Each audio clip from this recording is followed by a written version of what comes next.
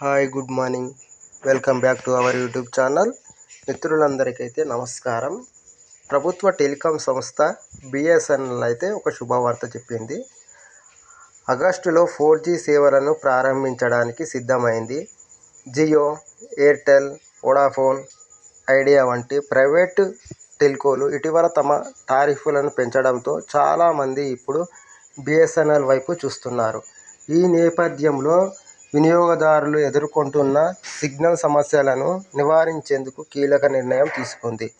ఆగస్టులో 4G సేవలను ప్రారంభించడానికి సిద్ధమైన బిఎస్ఎన్ఎల్ దీనికి ముందే యుద్ధ ప్రాతిపదికన భారీ సంఖ్యలో 4G టవర్లను ఏర్పాటు చేస్తుంది.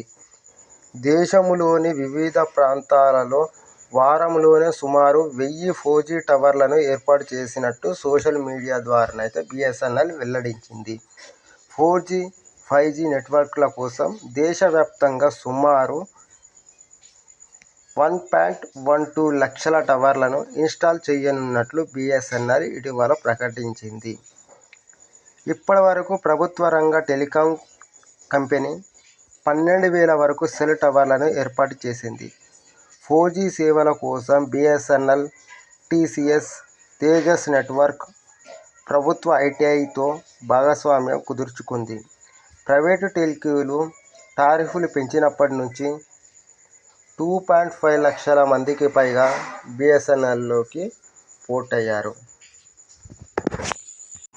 మొదటిసారి మన ఛానల్ని చూస్తున్న వారు లైక్ చేయండి, సబ్స్క్రైబ్ చేయండి, అదేవిధంగా షేర్ చేయండి. Thank you friends.